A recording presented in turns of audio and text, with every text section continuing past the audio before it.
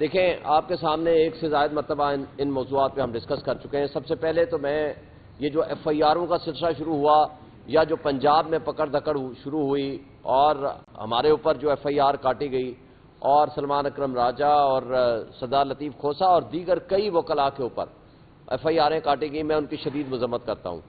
پچھلے ہفتے جو ہمارا احتجاج ہوا تھا، اس ہفتے کو چھوڑ کر اس سے پچھلے ہفتے آپ کو پتا ہے کہ رحیم یار خان میں ہمارا ایک کارکن شہید کیا گیا پولیس کسٹڈی میں. دوسرا ہمارا کارکن احمد شاہ کو لاہور میں شدید تشدد کر کے بے ہوشی کے عالم میں ہاسپٹل چھوڑ گئے اور پھر اللہ نے زندگی رکھی تھی کہ وہ بچ گیا. یہ وہی ڈرامہ ریپیٹ کیا جو ذل شاہ کی صورت میں انہوں نے کیا تھا. ذل شاہ کے اوپر 60 کے قریب ان کے جسم کے اوپر تشدد کے نشانات تھے، یہ میڈیکل رپورٹ ہے. اس کے باوجود اس کو پرچہ دیا، اس پرچے میں نامینیٹ کس کو کیا؟ عمران خان اور پی ٹی آئی کی لیڈرشپ کو، اور تصویروں اور ویڈیو میں موجود ہے کہ اس کو اٹھا کے لے گئے تھے.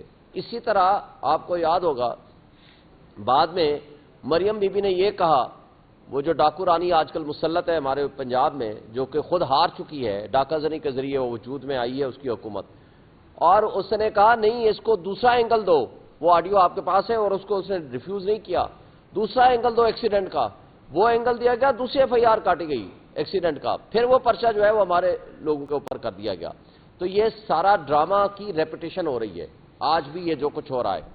اور اس سب کچھ کے باوجود ایک بات آپ کو بتا دوں، جو کچھ انہوں نے فراڈ کیا ہے، جو ٹھگوں کی حکومت اس وقت مسلط ہے، خواہ وہ فیڈرل میں ہو خواہ وہ پنجاب حکومت ہو، یہ جس انداز سے یہ مسلط ہوئے ہیں وہ سب آپ کے سامنے ہیں. اور آپ سارے اسلام آباد میں بیٹھنے والے، یہ میری کانسٹیٹوئنسی آپ کو پتا ہے، اور یہاں سے سامنے ریٹرننگ افسر کا دفتر ہے. صبح کے 4 بجے تک اس دن 8 کو اور 9 کی رات کو آپ نے دیکھا کہ میرا رزلٹ، ہم اس وقت 50,000 پلس کی لیڈ سے جیت رہے تھے. 1,05,000 ووٹ میں نے لیا، 51,000 دوسرے نے لیا، 53,000 کی میری تقریباً لیڈ ہے. وہ سب آپ نے دیکھا ہے، وہ ریکارڈ ہمارے پاس پورا فارم 45 موجود ہے. 9 تاریخ کو ایک فارم 47 آتا ہے جو سارے میڈیا نے دکھایا، میں وہاں دھرنا دے کے بیٹھا ہوا تھا، پورے میڈیا کے سامنے ایک فارم 47 آیا جس کے ذریعے اس کو جتا دیا، مجھے ہرا دیا. فارم 47 وہ ابھی موجود ہی نہیں ہے، اس کا وجود ہی نہیں ہے. یہ نیا فارم 47 بنایا انہوں نے 10 تاریخ کو. پھر جب ہم 10 تاریخ کو الیکشن کمیشن میں چلے گئے تو الیکشن کمیشن نے سٹے کر دیا، process of consolidation is stop suspended, یہ لفظ ہیں. اور ہم نے آ کر کے یہاں 12 بجے کا ٹائم تھا فارم 48 جاری کرنے کا کنسالیڈیشن کے لیے. فارم 48 تو جاری بعد میں ہونا تھا، اسی دن کنسالیڈیشن ہونی تھی. 11:30 بجے پہنچ کے انہوں نے آرڈر کیا بائی رائٹنگ، آپ کے سارے میڈیا کے سامنے موجود ہے، ہم نے پریس کانفرنس بھی اس دن کی تھی. انہوں نے لکھ کے دیا ریٹرننگ افسر نے، جس کو وہ مانتے ہیں کہ جناب process of consolidation is postpone. اس کے بعد رات کو نوٹیفیکیشن جاری ہو جاتا ہے. اور آپ اب جب رزلٹ یہ فارم انہوں نے ڈالے ہیں جو فارم 45 میں ٹیمپرنگ ہے، وہ سارا ریکارڈ آپ کے پاس موجود ہے، وہ ہم وائٹ پیپر کی صورت میں بھی ہم آپ کو دیں گے. ساری ٹیمپرنگ کر کے اس کے ووٹ بڑھائے گئے، کچھ ووٹ ہمارے ریورس کیے گئے اور میرے کم کیے گئے، جو اس کے ووٹ تھے میرے کھاتے میں، میرے ووٹ تھے اس کے کھاتے میں، اور کچھ نئے فارم بنائے گئے. وہ سارا ریکارڈ ہم نے کیلکولیٹ کر لیا ہے اور لے لیا ہے. اور ایک اور عجیب سی بات ہے، فارم 49 48 جاری ہوتا ہے 12 تاریخ کو اور نوٹیفیکیشن ہے 11 تاریخ کا. یہ اس لیے نوٹیفیکیشن سسپینڈ کیے تھے ہائی کورٹ نے اور الیکشن کمیشن کو کہا تھا آپ اس کو چیک کرو. یعنی بےایمانی کی اور جرائم کی آماج گاہ، وہ کرپٹ ہمارے بیوروکریٹ اور وہ جو جرائم کی آماج گاہ بنا ہوا ہے الیکشن کمیشن آف پاکستان، اسے ہماری پٹیشن ڈسمس کر دی وداؤٹ سیئنگ. بھائی خود آر او لکھ کے دے رہا ہے اور وہ مان رہا ہے میں نے لکھ کے دیا.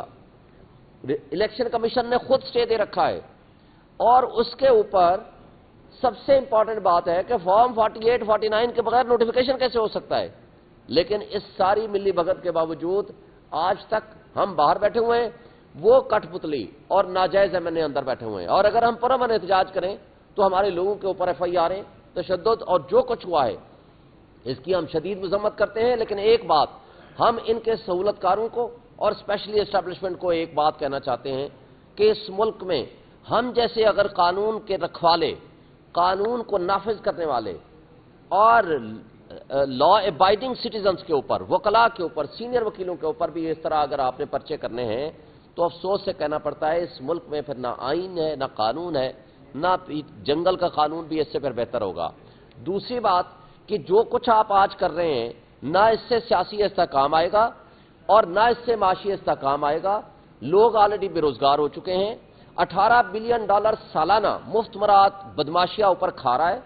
آپ نے مزید قرضے لے کے اس ملک کے لوگوں کو جو $12 ہمارا بجلی کا یونٹ تھا اس کو $70 پہ پہنچایا، اور کل آپ نے پھر جو $500 گیس کا بل ہوتا تھا $50,000 پہ پہنچایا۔ اب آپ نے جو مزید ظلم کرنے ہیں اس کے ذریعے، ان حرکتوں کے ذریعے نہ انویسٹمنٹ آئے گی، اس ملک کے لوگوں کو مزید آپ نے غربت کی لکیر کے نیچے پھینکنا ہے، اور اس سے نیشنل سیکورٹی ایٹ رسک آ جائے گی۔ اس لیے آج بھی وقت ہے ان ٹھگوں کو ہمارے اوپر مسلط کرنا چھوڑ دیں، اور یہ جو ابھی آج لسٹ آئی ہے منسٹرز کی، آپ ان کے نام اٹھا کے دیکھ لیں، سب فارم 45 سے ہارے ہوئے لوگ ہیں۔